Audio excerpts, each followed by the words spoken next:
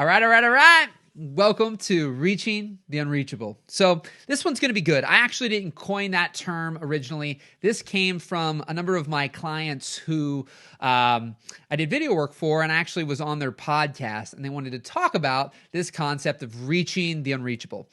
And so what I want to talk about in this audio is how this elusive reaching the unreachable, whether it's financially, from a client perspective, a number of different things that may seem impossible. I want to talk about how you can go about it, the mindset and mental shifts that I had that helped me. And then also this idea of how can you leverage some of these opportunities, situations, circumstances, and things that come up, because although the reaching on the reachable could account to finances, a lot of it counted to who I was working with. But I can tell you that some of them I was most definitely paid directly, and some of them I was most definitely not paid directly, but indirectly, and the longevity of the, what would you call it? The the aftermath, I guess, that happened over years. The residual, that's the word I was looking for. The residual effect that happened because of the way I was able to leverage it was huge. So to start that out, one of the things that'll come up here in the marketing category is this, free to fee concept, which is one of the things that actually Parker Walbeck, a full-time filmmaker, came up with that language, free to fee. But I've definitely been leveraging that concept, free to paid, using free work to get paid work for a long time now. And it is really, really powerful. So it was in 2010 where this whole reaching the unreachable thing came up. I read the 4-Hour Workweek. I was really overwhelmed, stressed out, and going crazy inside my business. Financially, I was doing decent. But from a personal life, professional life, I was miserable. I was burning a lot of relationships, just things weren't going well. And I was not very happy personally. And so I had to make some changes. And I read this book, The 4-Hour Workweek. And one of the things that I now say is the worst thing that's going to happen is you get a no. And you get a no when you don't ask or you don't try. At least when you try, there is an opportunity for something good to happen, right? I'm not big on playing the lottery, but of course you can't ultimately win the lottery if you don't buy a lottery ticket, right? You have to take that first step.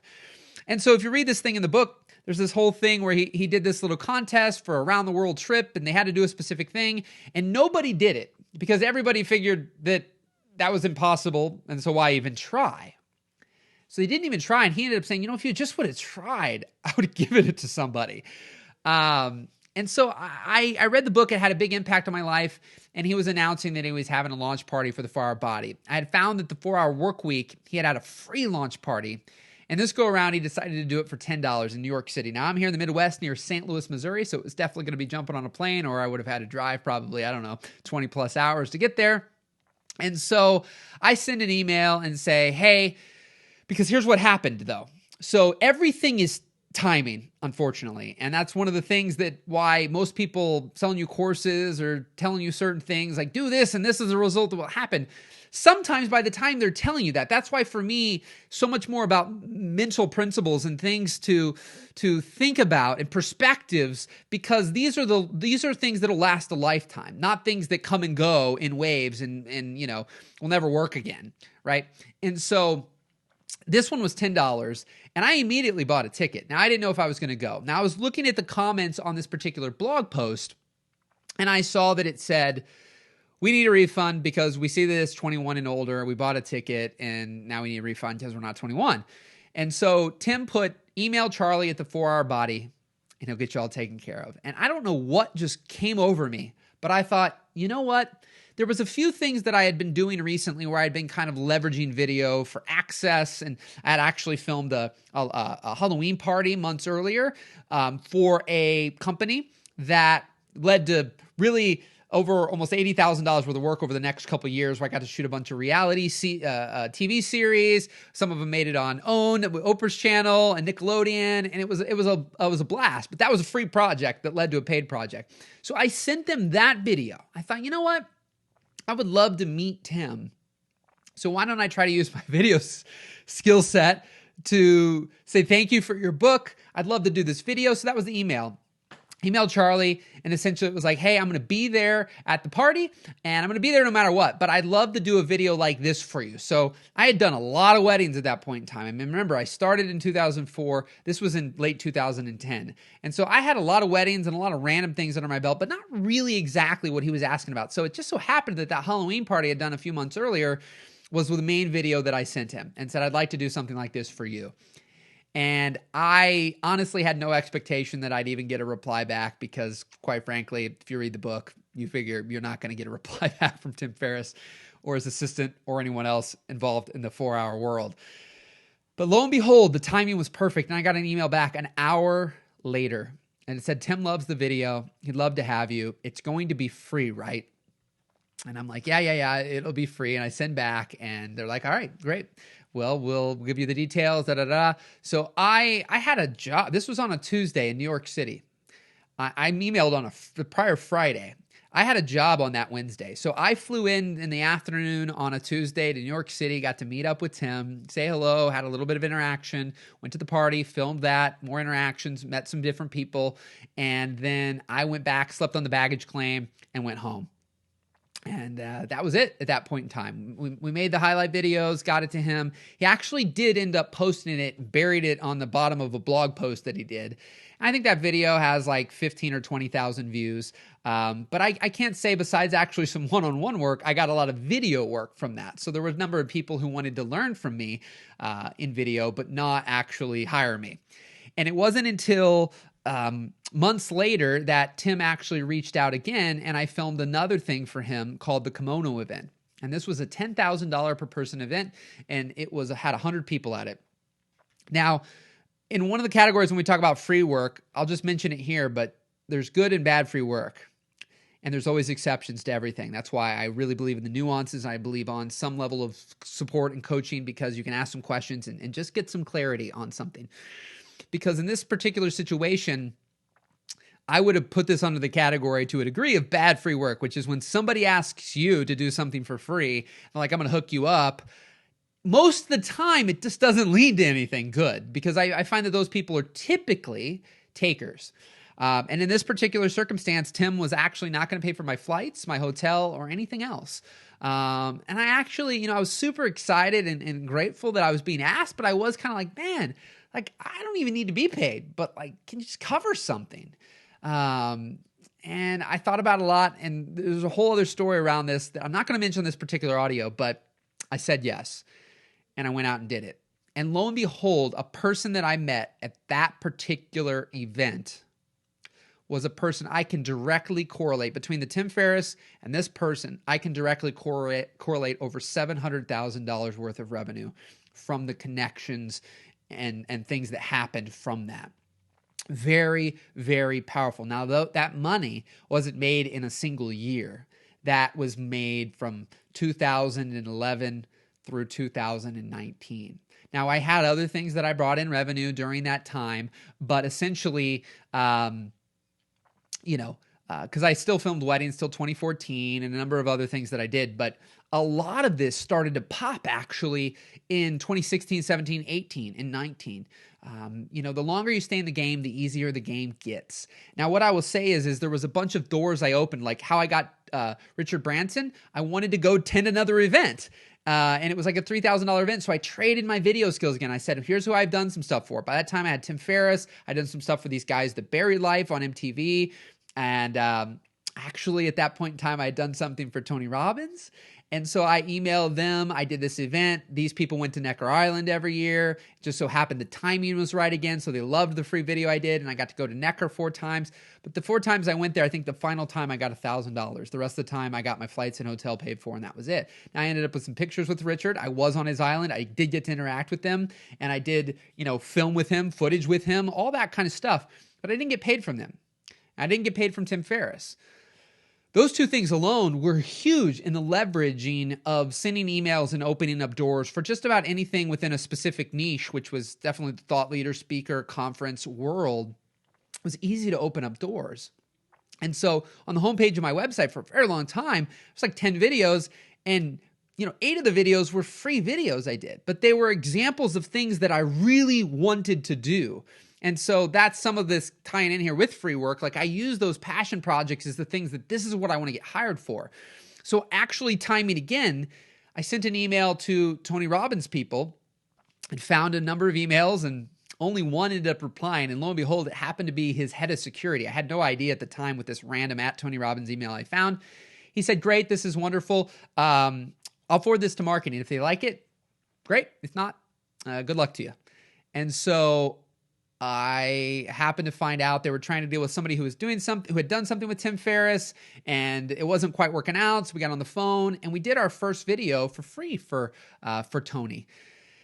And, you know, it was the fact that I put that thing in from Tim into that email that queued something up for them to look at it amongst a sea of other things that they may have gotten. And so what I found, though, is some little weird side effects is there was people who I would be at a wedding or I'd be at different things. They'd be like, oh, we wanted to hire you, but we just knew you were so expensive. Somebody said you were $15,000 for weddings. I'm like, oh my gosh, who made this stuff up? Like, I'd like to find the person that paid me $15,000 for the wedding. Because the reality was I never got paid $15,000 for a wedding. So there was this kind of residual where people automatically assumed I must have been really expensive, that our company was really expensive because of the people we worked with. So that did attract a lot of different clientele who, quite frankly, wanted to be able to say from stage, I worked with the guy who was the videographer, Tim Ferriss and Tony Robbins, da-da-da-da-da. So it was interesting. You know, there was a lot of pros and then there were some cons, but as a whole, you know, if you can do things for people, some things you can do, you almost don't even need permission at times, and other things you for sure do. And there's a lot of nuance to this, but you know, the reaching the unreachable, you have to have a level of confidence and certainty in yourself. This is what all of this is about. Because I believe that, you know, the Tim Ferriss thing was, you know, 5 or 6 years into my career. And I believe that if I was a year or two in and the work that I was producing at the time and the confidence level that I had, I don't know that I would have gotten it. Because one thing I found with dealing with these high performers, high achievers, these unreachable people, these celebrity type of people, is there's an energetic about yourself and a vibe that you need to give off, and a confidence and a certainty in what you do. And so when you're really, really weak and not confident and not certain, and maybe even not that good at what you do, nowadays there's so many people that are passionate, pretty confident, and do a really great job that you're not going to potentially get it. And you know, and so for me, it's a fascinating thing to just think about this reach and unreachable. And can you have a successful business? I mean, I had a 6-figure business before I ever dealt with any quote unquote celebrities, right?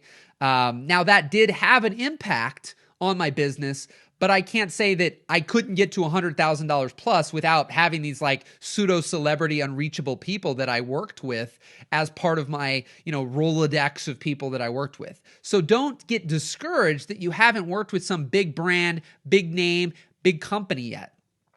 I believe that it's possible for everyone, but the timing really matters. I'll give you one more story about Gary Vaynerchuk. There was a time where I did a bunch of free random stuff for him in 2010.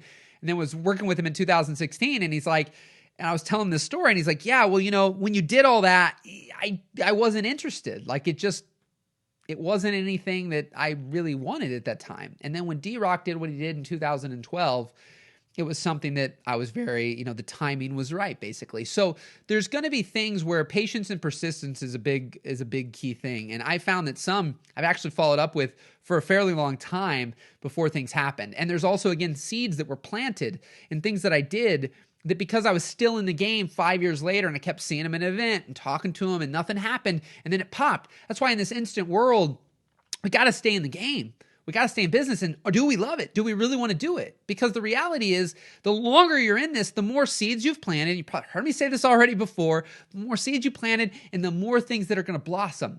You know, certain great, wonderful plants and trees, they take, you know, the big redwoods in California, you know, they take thousands of years to get to the size that they are today. And they start out really small. And so great things take sometimes great amounts of time, right? Some things took me years, and something like the Tony, you know, it initially the free project happened within like 4 months, and then it was still another 4 to 5 months before we got a paid job, and we had no idea whether we were going to get one because, and I did it without that expectation as well.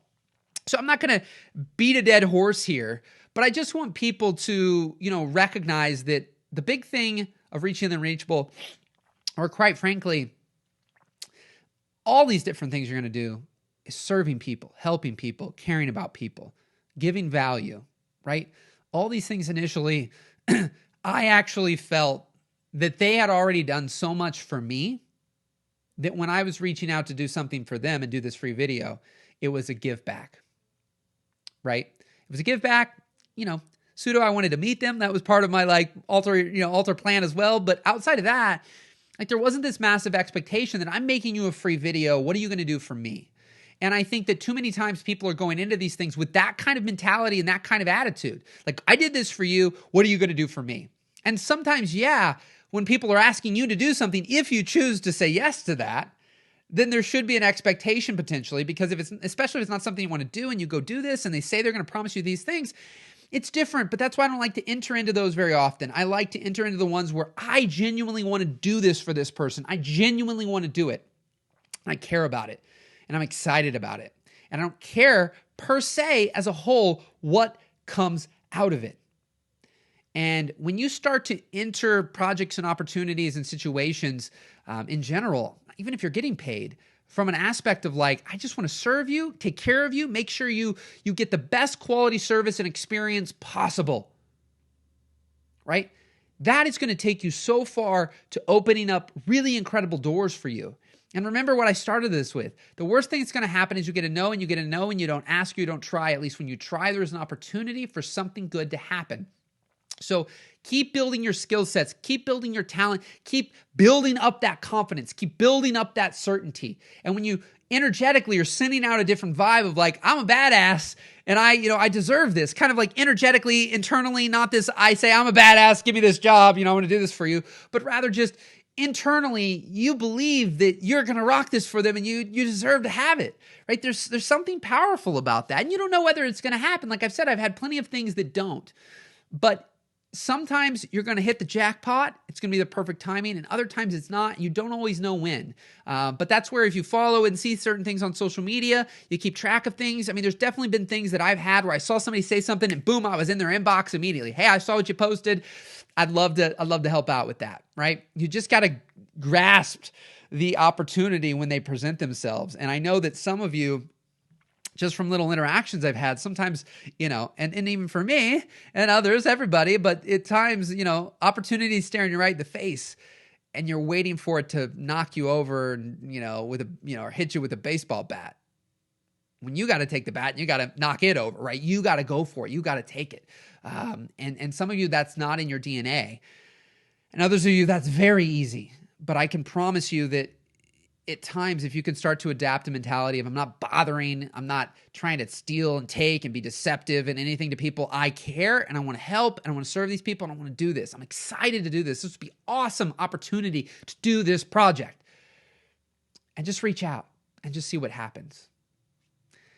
And I think you'll be surprised that some things will happen instantly for you, and sometimes it's going to happen over the next few years. But take that chance, send that message, reach out, offer that up. Somebody's coming into town. There's so many in whatever industry. There's no need to ask me the question of, is this the right person to do this for? No one can answer that but you. I've had people say, well, is this somebody you think it's going to be good to do it for? Not necessarily. I don't know. None of these people that I think, oh my God, they're going to change my business and my life forever and I'm going to make all this money off them. I just happened to be gravitating towards them, and I had this skill set of video and I thought, I'd love to do this. I'd love to make this more complicated than it really is. But the reality is that's exactly what I thought. So if there's whatever industry, whatever it is, it doesn't matter. Right? If you would really love to work with this person, do what you can to open up the door, find a back door somehow to get in, somehow to film that thing, even if it's for free, just to deliver massive value. And then on some levels to be able to say you did, right? To be able to say you did it, to have that in your portfolio, to have that awesome example, right? That's the thing. So super excited to hear what unreachable things, what impossible things you're able to do and achieve and reach and accomplish. It's going to be really exciting. But remember, do things from a place that you want to do it, not from anybody else. What do you want to do? Cool things will happen. Rock and roll.